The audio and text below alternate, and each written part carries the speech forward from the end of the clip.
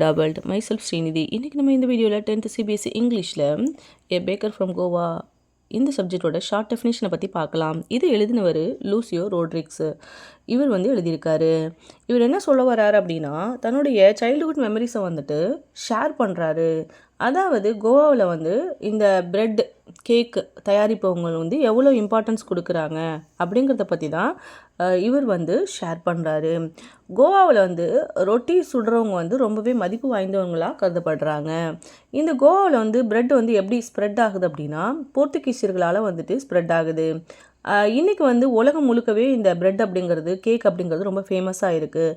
ரெண்டாவது, பிரெட் அப்படிங்கிறது ரொம்ப ஒரு எளிமையான உணவாகவும் சீக்கிரமாக ஜீரணமாகக்கூடிய உணவாகவும் மக்களுக்கு பிடித்த உணவாகவும் இது மாறிடுச்சு.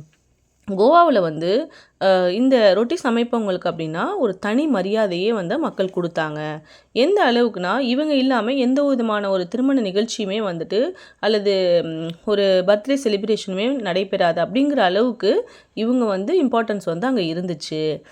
இந்த ரொட்டி சமைப்பவங்க ரொம்ப ரொம்ப ரொம்ப முக்கியமான நபராக அங்கே கருதப்பட்டதுக்கு காரணம் என்னென்னா, இந்த கேக் அப்படிங்கிறது மக்களுக்கு மகிழ்ச்சியை கொடுக்க ஆரம்பிச்சிச்சு. ஒரு பர்த்டே ஃபங்க்ஷன்லேயோ அல்லது மேரேஜ் செலிப்ரேஷன்லேயோ நம்ம கேக் வெட்டி செலிப்ரேட் பண்ணும்போது அது ரொம்பவே சந்தோஷத்தை மக்களுக்கு கொடுக்க ஆரம்பிக்குது. ரெண்டாவது இந்த பேக்கர்ஸ் வரும்போது குழந்தைகள் ரொம்ப சந்தோஷமாக வெளியில் அந்த கேக்கு பிஸ்கட் இதெல்லாம் வாங்கி சாப்பிட்றாங்க.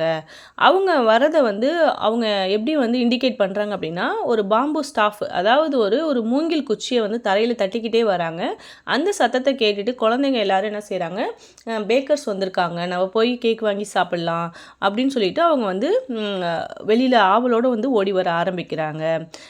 இதுதான் பேக்கர்ஸ்க்கு அந்த மக்கள் கொடுக்குற மரியாதையாக இருந்துச்சு. ரெண்டாவது பார்த்தோம் அப்படின்னா, இந்த பேக்கர்ஸ் ரொம்பவே மதிப்புமிக்க நபராக கருதப்படுறதுக்கு காரணம், ஒரு பிரெட் அப்படிங்கிறது ஒரு உணவு தான். அது உணவையும் தாண்டி அது ஒரு விஷயம் கலாச்சாரமாக மாறுதுங்கும்போது, அப்போது அங்கே இந்த பேக்கர்ஸ்க்கு நிறைய மதிப்பு மரியாதையும் அதிகரிக்குது.